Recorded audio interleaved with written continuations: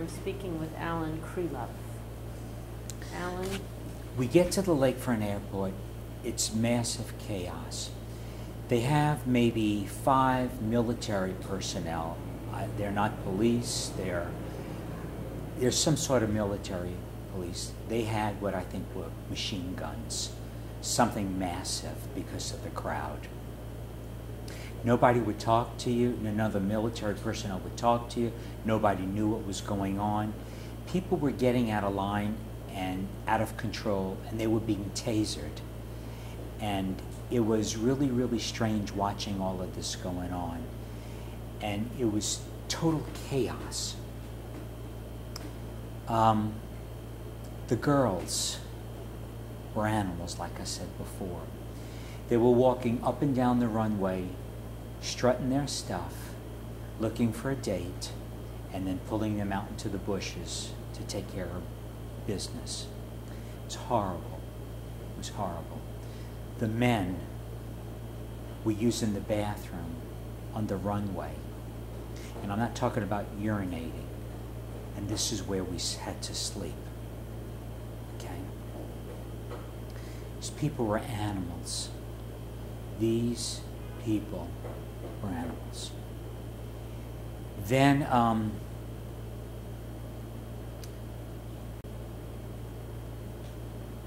went to sleep. There was food there. There was water there. Wasn't really hungry. Drank. It was cold at night for some reason. Then the daytime came and it was hot. No shelter. The airport literally gone. Now this was the private airport. And just massive confusion. Nobody telling you anything, only because I don't think they knew what was going on. Nothing. Machine guns, when a helicopter would land to drop off people, the military personnel would draw their weapons to make sure that the helicopter wasn't hijacked. You know what I mean? I think this was normal for them to do that. I can understand it, is what I'm saying. But helicopter would come, people would try to probably take control of the helicopter, so they drew their weapons to make sure nothing happened. The day passed, nobody talking to you, like the military personnel, just grunting and looking at you and not saying very much. I was a loner there. Massively hot. The next day comes. Early in the morning, what woke us up was massive helicopters coming. I'm talking about the 2 blades with openings. You can sit like a movie theater in there. They came, they had us line up in single file, and the helicopters came, which I thought was to rescue us. Every time I take a different step. I leave my house to the boat, the firemen are there to rescue me, yay.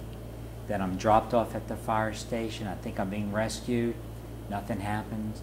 Go to the school, gonna be rescued, yay, nothing happens.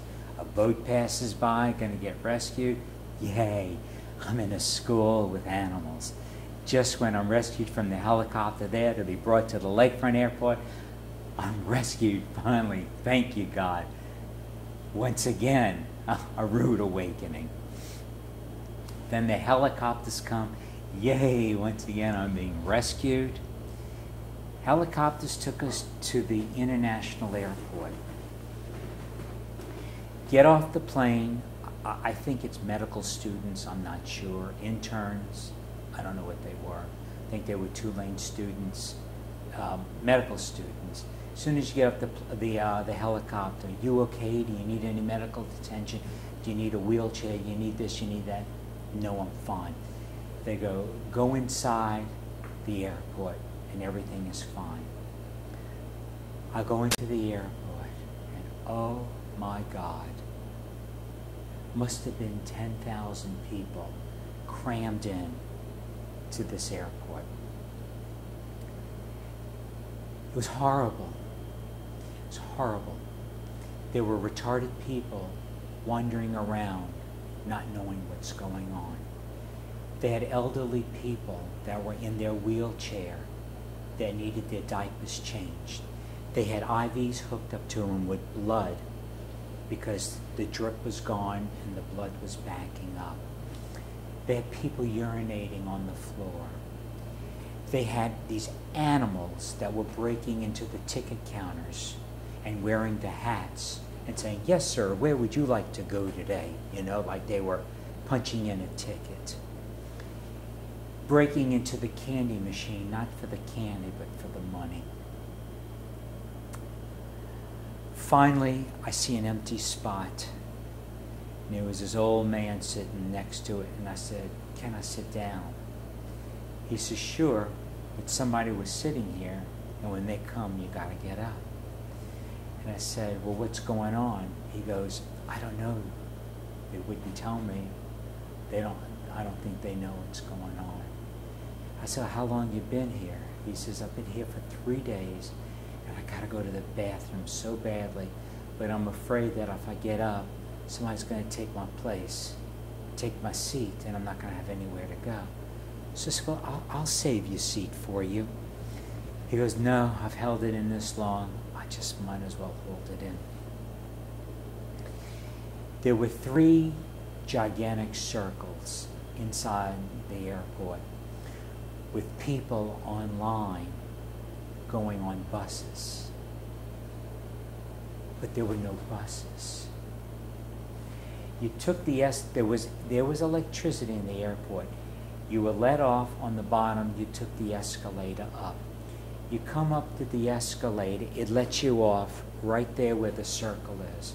And people that were there for days were yelling, "Quit breaking in, quit breaking in." You weren't breaking in, that's where the escalator dropped you off. But you just stopped there and you looked around like, "Oh my God, this is massive." I mean, your mouth drops, so you're just standing there in awe. You're standing there in awe, not breaking in, but the people that were there for days accused you of breaking in, and all of this nonsense going on. I said, "I got to get out of here." I think a terrorist might be watching this on the news and just come in with a bomb and get rid of 10,000 people like that. I said, "I got to get out of here." So I told the guy that I was sitting next to, I said, "Listen, I'm getting out of here. You're welcome to come with me." He said, "No, you go on. I'm going to stay here." So I went up to one of the cops that were there and I said, "Listen, I want to leave." He says, "Are you sure?" I said, "Yeah, there's no reason for me to stay here." He says, "Once you leave, you can't come back." I said, "I don't want to come back to this place." I said, "Do you see what's going on?" And he kind of laughed like, "Yeah, I know what's going on, but this is the only thing we have to offer." So he said, "Help yourself to some water." So I put some water in the bag with my treasures, some bottled water, and I got out of the airport, and I'm walking around the parking lot, just wandering around, not knowing what to do. Now, the more water you put in your bag, the heavier it is. But you got to remember, in New Orleans, the heat index factor was way over 100 degrees. Must have even been 110 degrees. Our summers are hot. Our summers are miserable. And then finally I find a bicycle that I borrowed. But it didn't fit very well on it, but I didn't care.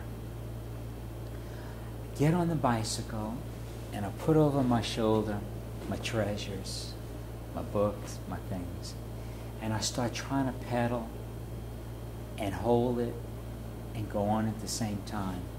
I'm not making very much progress, but right after the airport, there's this big, gigantic bridge. I was looking to get to the bridge, walk to the top of the bike, and then ride it all the way down, which I did. And on the other side was this news reporter and this gigantic news crew with like a Winnebago of some sort. So I come up to them, and I said, I'm dying. I'm really dying. Will you just give me a ride to the next town? And bear in mind, I smelled. My clothes were raunchy.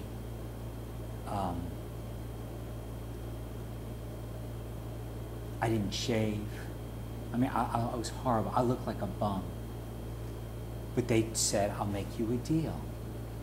You give us a story, we'll give you a ride anywhere you want. But not only give us a story, tell us how to get into the city, because they're blocking news people from coming into the city. So I said, okay, I said, let me relax for a little while. The air conditioning was great. They said, what are all of the fires that are going on?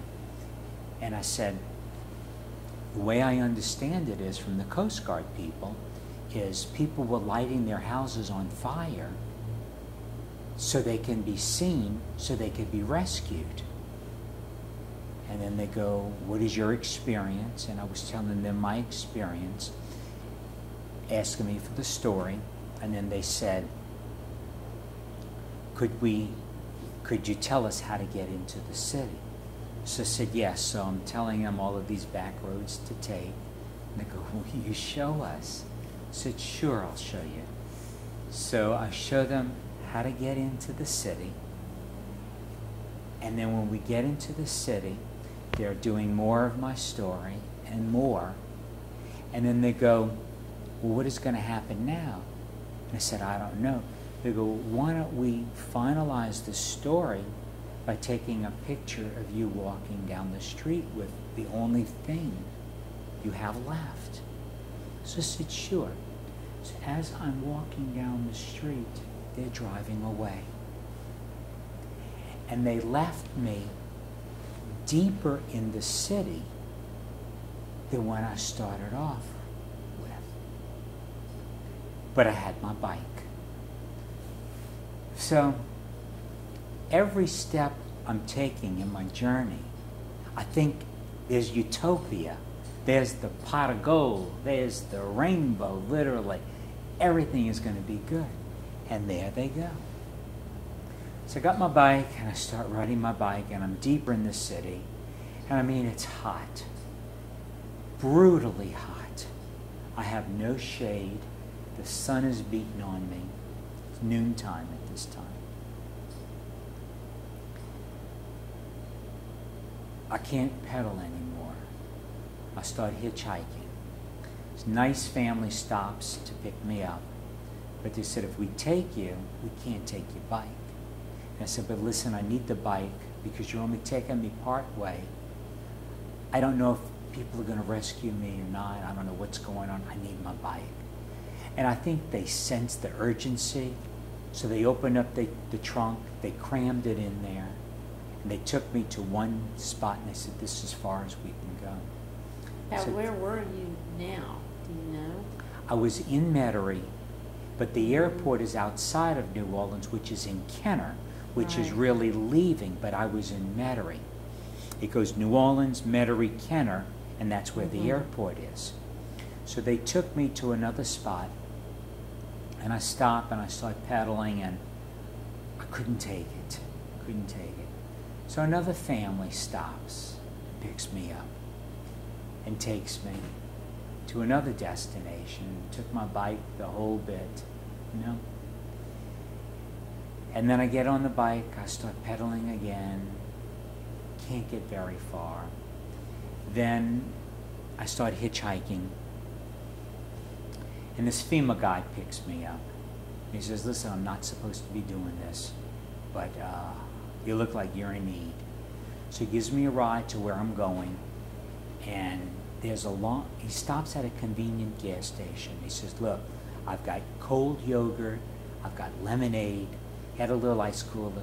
He said, help yourself to whatever you want. And I was just thankful. So, I mean, I didn't even have a spoon for my yogurt, and here I'm scooping it out, you know, just eating it away, and I'm looking to see if he's coming. I go get another one, and I'm scooping it, and I'm drinking this lemonade, and I'm stacking one yogurt on top of the other so he wouldn't see that it was like 2 or 3, where he would just see that it was one container. And then I see he has a battery charger for the telephone. So I'm charging up my cell phone. All of this going on, and I feel so bad doing this behind his back, but I couldn't take the chance of him saying no. So I had to do it. But it was harmless. I know it was harmless, but I just did not want to get a no out of him. So he's standing in line just waiting to pay. And here I'm just conked out in the van. And he gets in and he says, I see you really helped yourself to some yoga. He says, I'm glad you did that, no problem. So I said, well, I might as well tell you, I charged up my phone battery. He goes, no problem at all. So he took me to this next destination, which was Laplace, Louisiana, 30 miles away from New Orleans. Took my bike, just a warm guy, very, very nice guy. And he says, this is where I've got to drop you off at. This is the end of our line. I said, no problem. So at this point, he drops me off, and he says, let me help you with your bike. It wasn't my bike anyway, it's yours now. So I let him take the bike because I figured I'm doing so good hitchhiking, I might as well just continue. And I start hitchhiking, and then the nicest guy picks me up in Laplace, took me to Hammond, Louisiana, where I'm living now. That's the destination I was trying to get to, because there was this elderly couple that are friends of my family that knew me as a child. In fact, the woman sold my dad the wedding ring that my dad gave to my mom. That's how far back it goes. That's how friendly these people are and how dear. And he gave me a ride to their house, and we were talking. I find out he's a judge, and he has family in the across the lake. And he stopped to give me a ride, and this car was like a beat-up car, and I'm looking at him like he's a bum, and he's looking at me as though I'm a bum. And then we just find out that we know the same people. And he brought me to my friend's house, and my friends took me in and let me stay there. And as I'm driving in, I see on I-55 wall-to-wall utility trucks. I mean, it was like reinforcements coming in, tree trimmers coming in, all these massive supplies and trucks coming in. And I'm going, oh, New Orleans is saved. We're going to get back to normal. Do you have any sense of what day this was about? I lost track of time. Mm-hmm. Okay. I made it to my friend's house. They didn't even recognize me. They never saw me so thin, looking so shabby, so beat up, stunk. As soon as I walked in, and they saw it was me and heard what was going on, they told me to go take a shower, and they literally burned my clothes. One thing I did leave out is when I was at the school and I opened up the band room locker and found the water, I also found some t-shirts there that I used as a pillow to sleep on. So when I was at my friend's house and they literally burned my clothes, he gave me his clothes to wear, which he and I are not the same size. I've never in my entire life worn another man's underwear before, but it was welcomed at this point to wear clean clothes. They fed me, they bathed me, and they didn't have electricity either, but then it started getting what I thought better. But then just the massive chaos after that, which we can go into also if you like. What do you mean, the massive chaos? Well, trying to hook up with your insurance company, trying to hook up with FEMA, trying to hook up with Red Cross, trying to get a shot because I tripped while I was in the water and I needed a tetanus shot, and one place didn't want to give it to you. Another place told you you needed it. I mean, I went to a shelter and the line was long. And they asked me what I wanted, and I said I wanted a tetanus shot. And they read the federal guidelines, and they said, right here, you don't need one. These are the federal guidelines. And I said, are you sure? I cut my leg, I've been in this nasty water, and on and on and on. They go, here's the federal guidelines, you don't need one. So I said, okay, great, because look at the line, it's massive. The next day, I go to a Red Cross shelter to get some food and some stuff, even though I was staying at a friend's. And there was the Red Cross giving out shots. So they go, do you need a shot? And I said, no, I just went over by this temporary VA housing. They said, federal guidelines, you don't need one. Well, the Red Cross takes out their book with federal guidelines showing you that you do need one. And they're both federal guidelines doing confliction. Don't know what to do. Well, thank God I have a brother who's a doctor. And I called him up, told him everything was okay, but this is the situation. I said, right now, we're not brothers. Right now, I'm in need of a doctor. Do I need it or do I not need it? He says, I'll call you back. He talked to his friends. He says, get the shot, which I did, got the shot. Mm-hmm.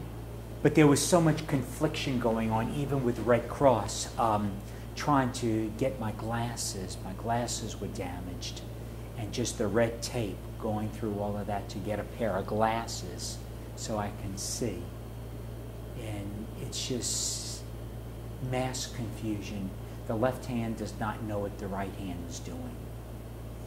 And just when you would take one step forward, you took 3 steps backwards, maybe 4 steps, maybe 5 steps. And then the next day you had to call back to make sure it was done properly. It's been total mass confusion and chaos. And people outside of New Orleans have no clue with what is going on to this day. I just left my other brother's house. He got caught in the Katrina flood too. Says the same thing I do. People outside of New Orleans have no clue with what's going on. People in the repair department have no clue to this day what's going on. And when you take 1 step forward, you have to take 5 backwards, and then the very next day follow up to make sure that people are following up properly. It's still total and mass confusion. Tell me this, when did you get in touch with, or who in the Jewish community? I guess once you got to Hammond, who did you contact, and did you find your friends? Couldn't find my friends, but I called Rabbi Zelig Rivkin, who I call the Rabbi Gadol. Mm-hmm. He is like the rabbi of rabbis down here. And I called him up and I said, Rabbi, I'm safe. I'm safe. And he says, we're just getting ready to send in a crew of people to find you. He said, where are you? He drove from Houston, Texas, with his son, 6 hours to Hammond to bring me a kosher meal for Shabbos. And then after he saw me and saw that I was okay with this family, they turned right around, 6-hour drive back, came to me to see if I needed money, clothes, shelter, and a kosher meal for Shabbos. And I wasn't even affiliated with his congregation. Not at all. I mean, who is this guy? How did you know him? And how did you know the Chabad? I knew him because I was working, I was doing some volunteer work with a school called Torah Academy that he's affiliated with. Mm-hmm. And I mean, him coming to my rescue, so to speak, like, you're my newest best friend, you know, and it just touched me to such a degree that he as a person just so concerned about me and my welfare because he knew I stayed behind.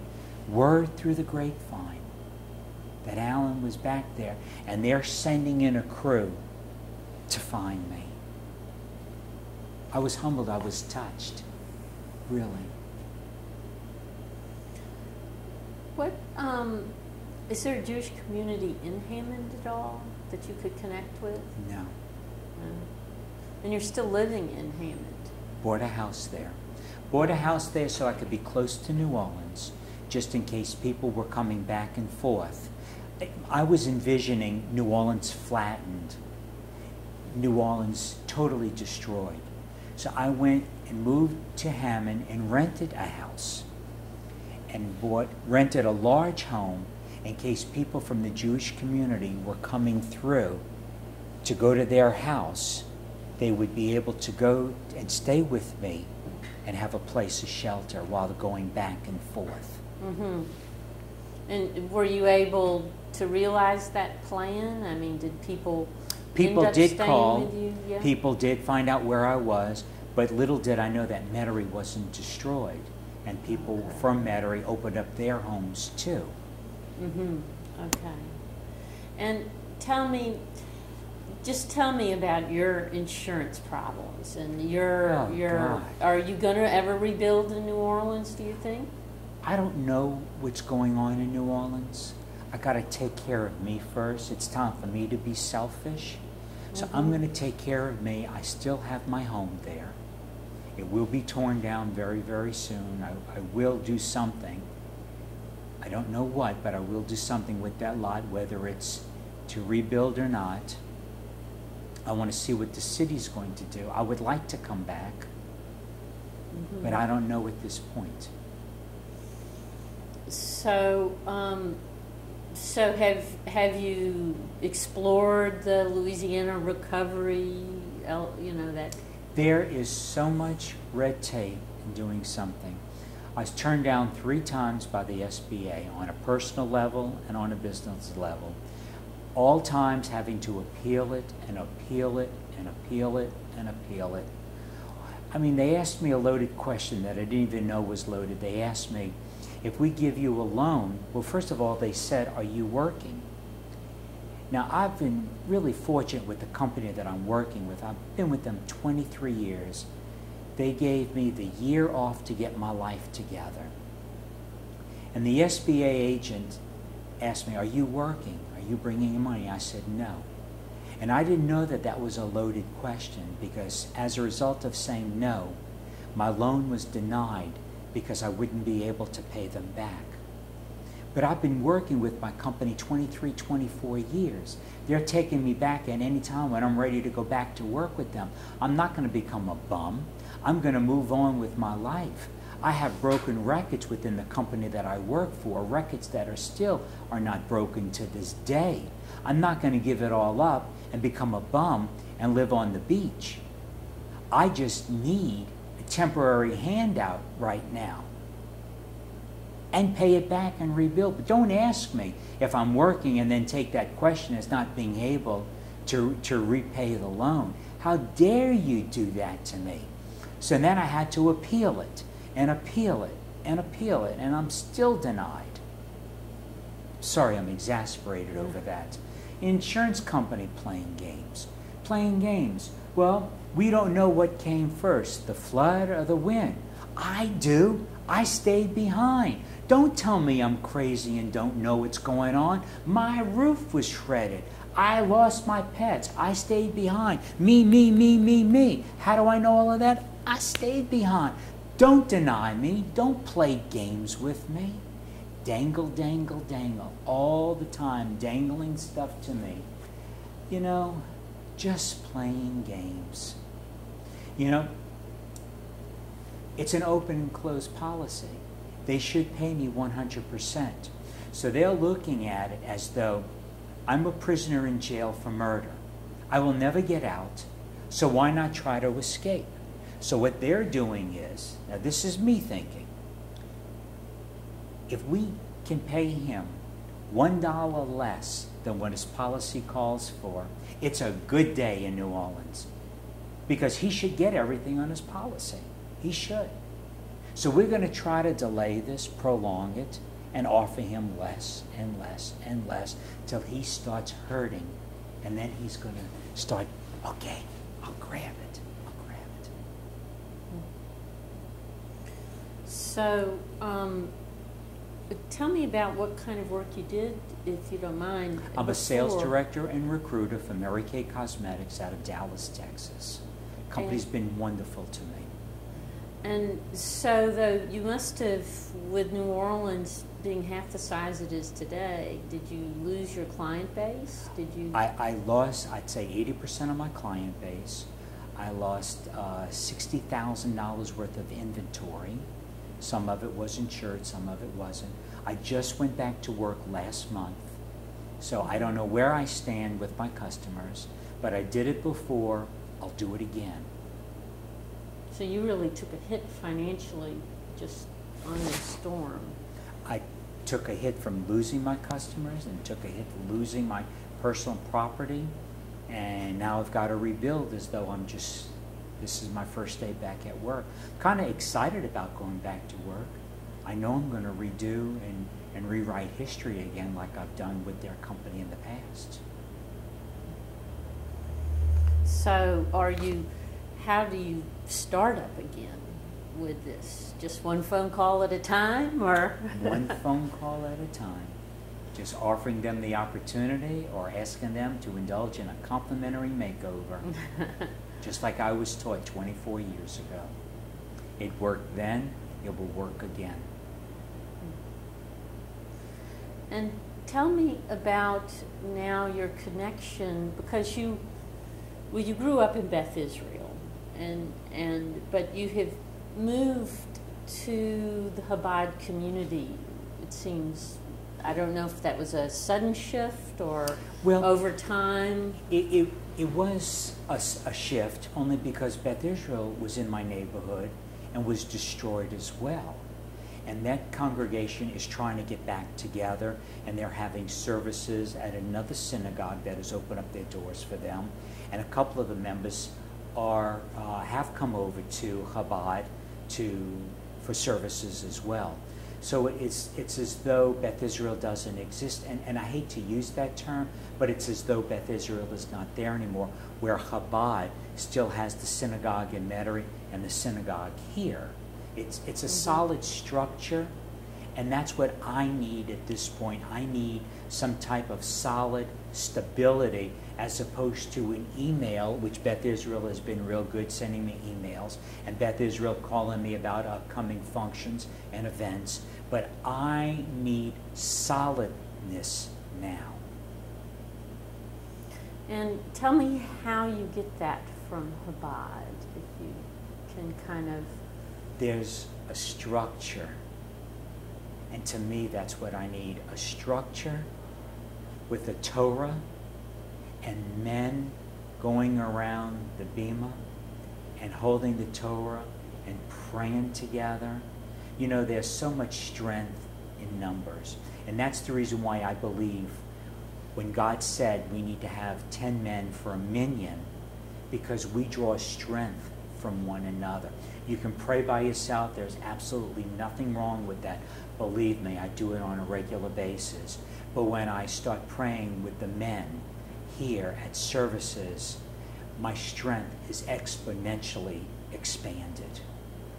I can't describe it. I'm at home.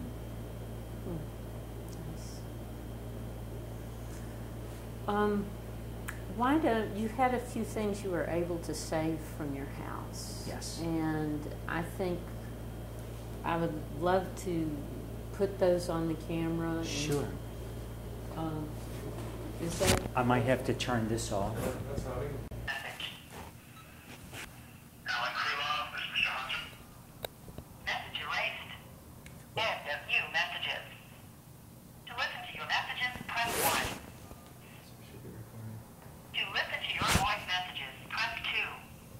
I saved this First for a save year. voice message. Hi, it's Rabbi Rivkin.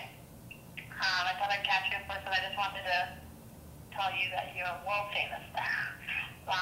we're here in New York for the convention of Chabad rabbis. We showed a video documenting Chabad work during the hurricane, and I think it was Rabbi Nemes who was interviewed, and he was speaking, and he was saying how he was at a phone conference with a lot of the Chabad worldwide leaders, and in the middle of the Rivkin interjected that he has to interrupt the whole meeting because one of the board members of the school and a community member, Krilov, was found, so he has to interrupt the meeting. And so Rabbi Nemes was in Memphis at the time. He was in a car, and Uzi Kahafi was in a car next to him. They were both in Memphis, and they were both on the call, and they both said, sorry, we have to stop for a minute. They got out of their cars, and they started dancing in the street. I hope you appreciate hearing that. That's it. Hope you're well. Bye. This message will be saved for 6 days. This is on returning to my house. If you want to ask me a couple of questions. Okay. Well, when you came back to your house, when did you get back to your house and finally come to look? I don't remember exactly when because the city was off limits and closed. So I had to wait. Plus, my home was underwater for 3 weeks because after Katrina, Rita came and filled up our city again with water. I don't know if you realize that. I knew that Rita came. I wasn't sure that and there the water was... level came back up. Okay. So that's what happened. But then I went back to my house. I think it was maybe 3 months after. And I mean, the house was a mess. It was a mess. Mm-hmm. What did you find there? Very little was salvageable. A lot of things you couldn't even recognize. I had beautiful hardwood parquet floors that was actually stuck to the ceiling. I looked for my birds. I found them. It was horrible. Very, very horrible. They died with fright. You know, I took care of them for years and years and years. And they knew every morning they were going to be fed, and they knew every evening they were going to be fed again. They knew that I was there to protect them. And my only drawback of this is wondering what they were thinking when the water was rising, like, we don't have to worry, Alan's going to come and rescue us. And then Alan didn't come. And that was pretty sad, because it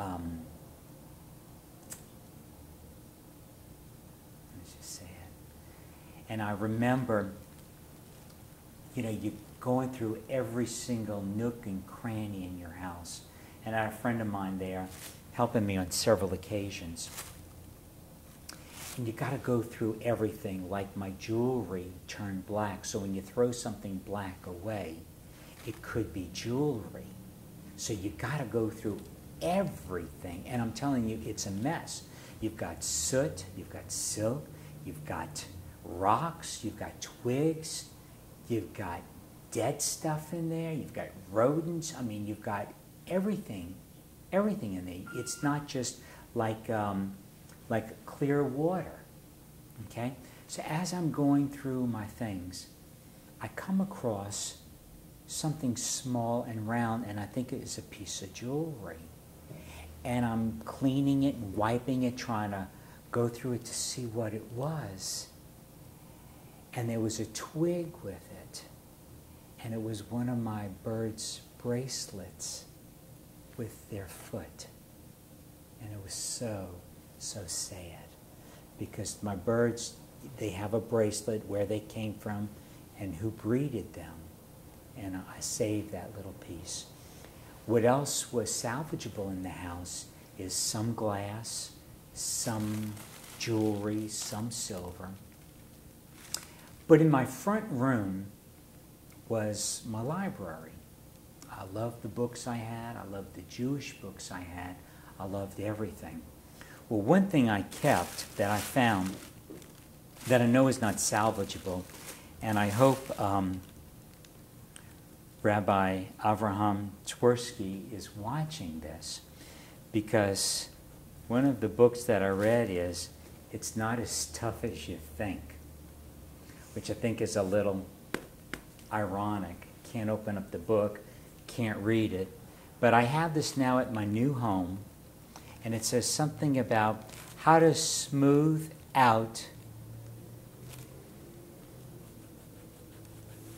life's bumps. And I don't know if you can pick this up very well, but it's kind of ironic. It's not as tough as you think. So if Rabbi Twersky is out there, you're my idol, you're my role model. I hope you would replace this book as a courtesy of me. Then, going through the house, massive. Furniture exploded, the floor coming apart, things breaking, the dirt, the muck, glass breaking, shattering, things upside down, sofas turned upside down, the legs breaking off of the sofa, the cushions disintegrated. I'm telling you, it is really, it was strange going there, and I'm cleaning things out, piece by piece, hour by hour by hour. The wheelbarrow is being loaded up with just the stuff. It's being dumped. I had beautiful Persian rugs that beyond recognition. Then I come to the very, very bottom, and bear in mind, everything is turned upside down and broken and smashed. I come across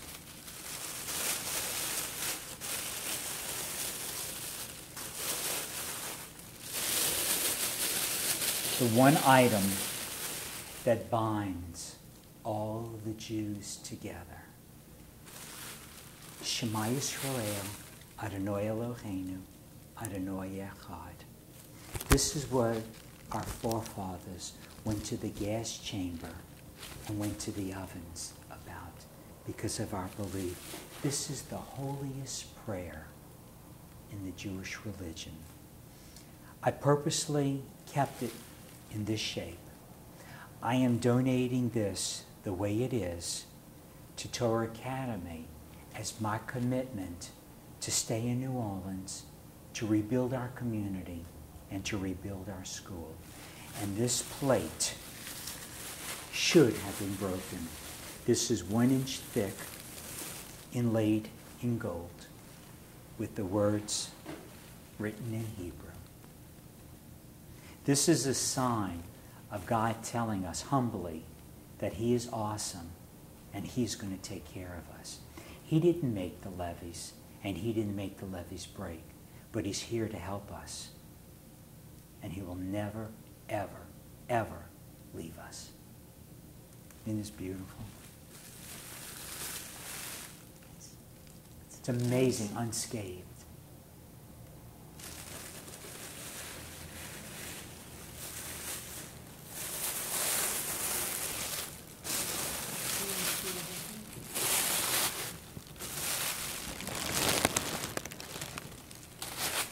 Could we stop for a second? I don't want to put...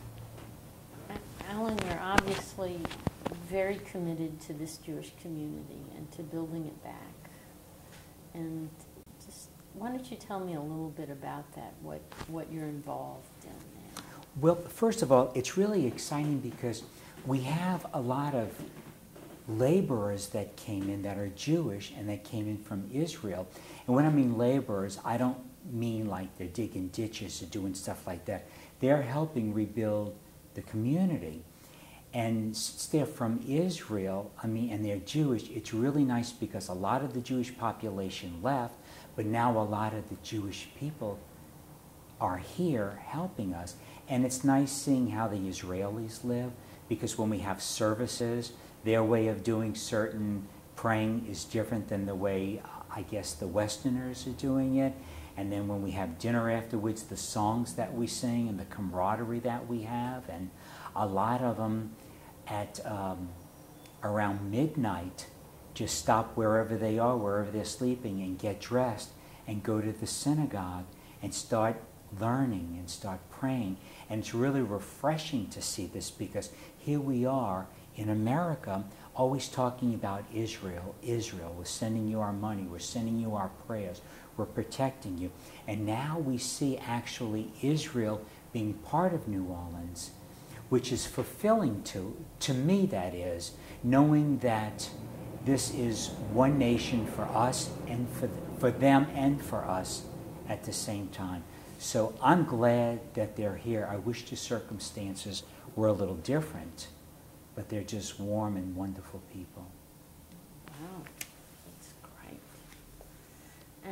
And so you are involved with Torah Academy. Torah Academy. Tell me a little bit about that. It's a private school from pre-K to 8th grade, and it's a lot of the Jewish community that want to have their children brought up in a Jewish environment and Jewish education. So that's not something that you experienced growing up. So what piqued your interest about that and about involving yourself in this? Our kids are our future, and that's where our future lies. And if we don't take care of our children, we don't have a future.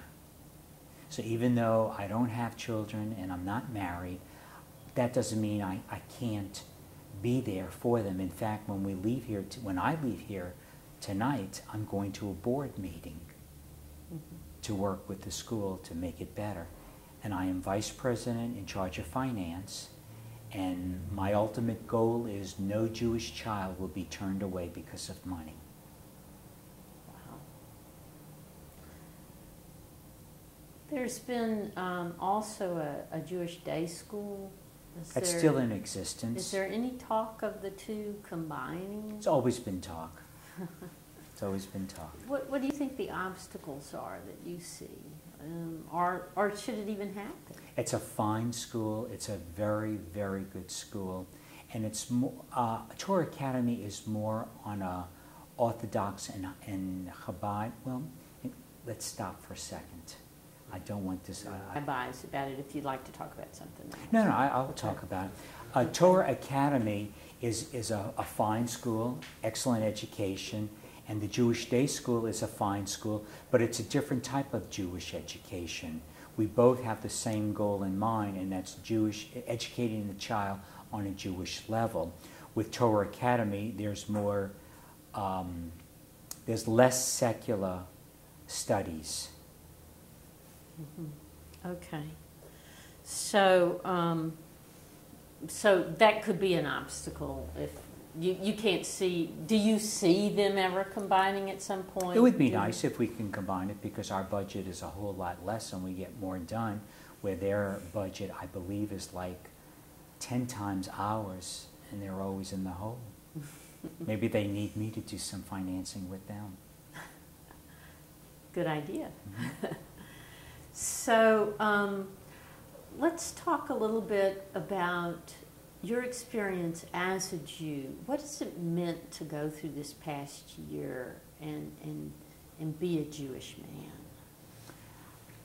Being Jewish, I don't believe, has that much to do with it, even though when the high holidays came, Rabbi Zelig Rivkin came up with an idea. I believe it was his idea, for the people that went to Baton Rouge, the Jewish people that went to Houston, and the Jewish people that went elsewhere. We all met in a small city called Monroe, Louisiana, which has, I believe, one Jewish family there. They literally converted the hotel there that the Jewish family owns into our synagogue for the high holidays. And you talk about a wonderful experience. People from Houston, people from Baton Rouge, some from New Orleans, some from Florida, some from Memphis. We all met there for services. It was awesome. It was awe-inspiring. It was great. We were all together. And can you talk a little more about some of the things that it meant to you to, you know, that you were all together? I mean, some of the conversations that occurred.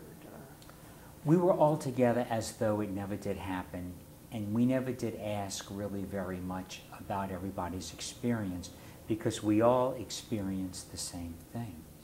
I do know that when I went to Houston, there was a I went there to just to get away from New Orleans. It's a wonderful family there called the Kagan family. Stuart Kagan was just a wonderful man that took me in for 2, 3, 4 weekends, different weekends, just when I feel like getting away and going to services with he and his family there. They don't understand what's going on. They try to, but you have to be like part of the New Orleans family to thoroughly understand what we went through. Has anything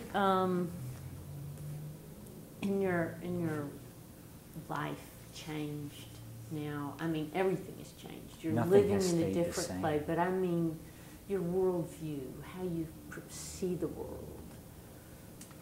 I have less confidence in our government today, and that's sad, because we're supposed to sleep well at night knowing that our government is looking out for us. I wish the government would get out of politics and get more involved in the human nature of things. I wish there's less handouts, which is really ironic because here I was looking for them, because it's abused. It's abused. Like when I was in Hammond one time, I called up the Red Cross and found out that there was a church there that was giving out food, because Red Cross couldn't be everywhere, so they, I guess, employed churches to do it for them. Well, the church that got the load of food was in a poor community, and they gave to their own congregation before they gave to me, because they said their congregation was poor. However, their congregation was not Katrina stricken. You follow me? Yeah, I do. So it was sad. It's sad. My views about what's going on, I think I've always been compassionate, but now I think I have to be more compassionate towards people and just accept what they're saying when they say that they're in need, as opposed to questioning them. Tell me what it was like for you to be an independent person, to be a person who is Jewish, used to making the world a better place, and suddenly having to accept charity or accept things. What did that feel like? It was humbling, it really was. But I intend to pay back everything that was given to me.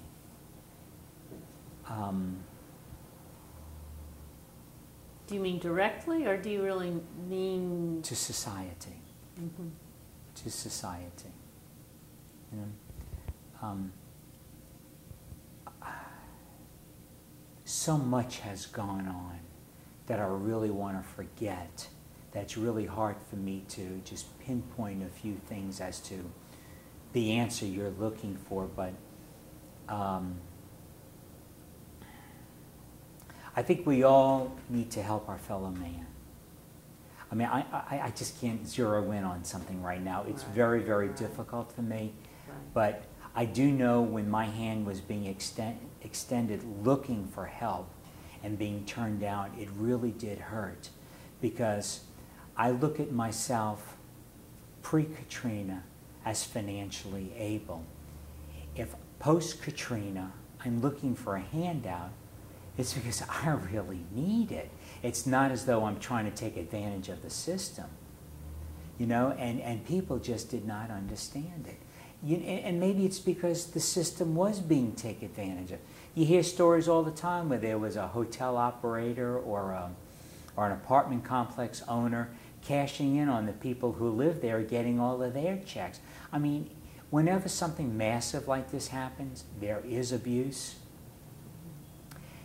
Even when something major like this didn't happen, like our welfare system is being abused. So I don't know how to answer it. I don't know how to answer your question. I don't know if there really is an answer, like if you see somebody on the street begging, if you should give them money, or they're just truly lazy and just don't feel like working. There's no answer to it. There's just, I guess, educating our children. That's really where it all starts. So your answer is with Torah Academy. We haven't discussed explicitly a very difficult topic, which is the topic of the storm and race. But it's important, I think, since we have this moment, to capture New Orleanians' understanding of even the situation now, the situation then, and how it's been framed by other people. But what would you like to say about this issue? You know,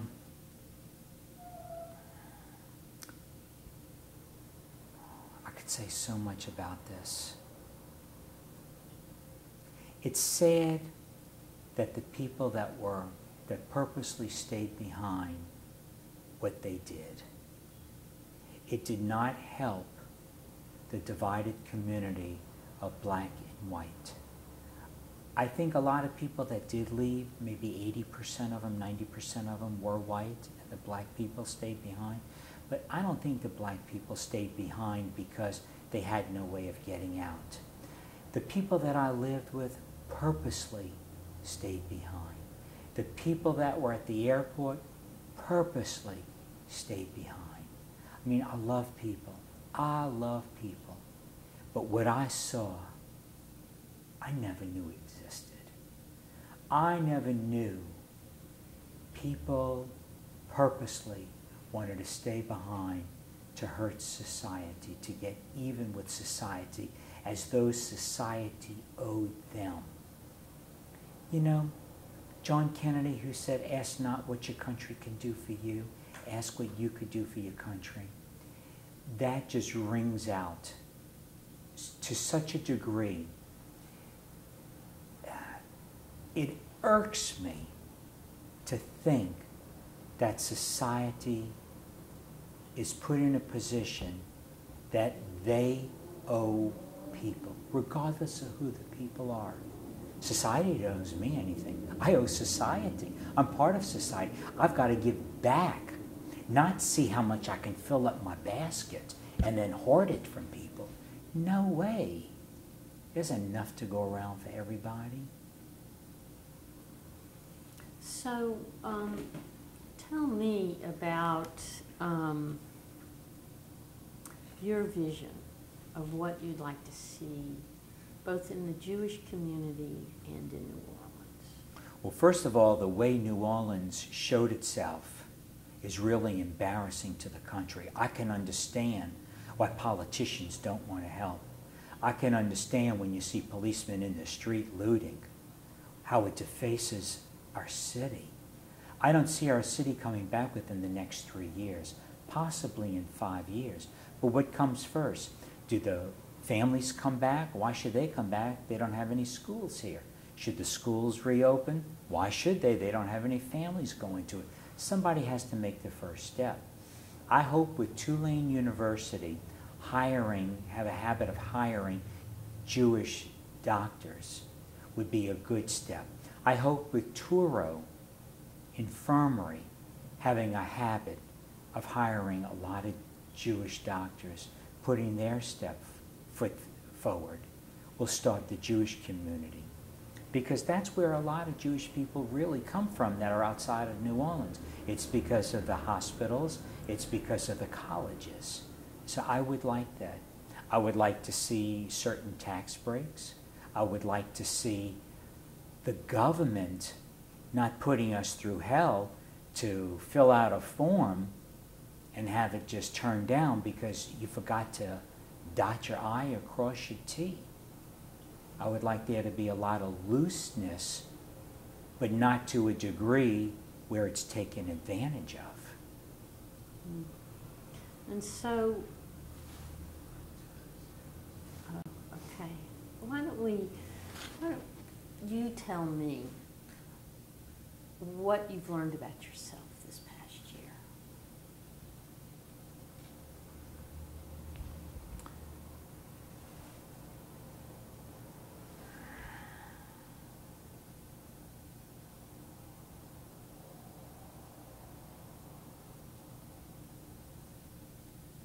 I have learned that the most important thing in life is family. And when you have a family, whether it's an extended family or a blood family, that is the key to everything in life. And tell me who your family is. I don't really have a blood family, but I have an extended family of the Jewish community, and also Chabad being there for me, just extending their hand. And every holiday that comes up, if I have not RSVP'd, Rabbi Rivkin will get on the phone and call me. Uzi Kahati, who was one of the people you heard on the tape that got out and danced when they found out that I was rescued, if he doesn't hear from me, he will call me up and tell me that if I'm coming in town, I'm staying at his house for Shabbos. I mean, the community. Occasionally I stay at a gentleman's house by the name of Shabby Pearl, wonderful family who's moved to Israel. They have moved to Israel. His home is like my college dormitory. There are mattresses all over the house. People come, people go, people don't know one another, but they're staying there because they need a place for Shabbos. This has never happened in this abundance before. I look back and I say, why couldn't the rabbis' houses be destroyed and mine saved? And then I look at what the rabbis, Rabbi Nemes, Rabbi Rivkin, how they're opening up their homes to everybody. It's like revolving doors here. Mattresses all over the house, meals galore, just available for people as myself to come stay with. Amazing. Simply amazing.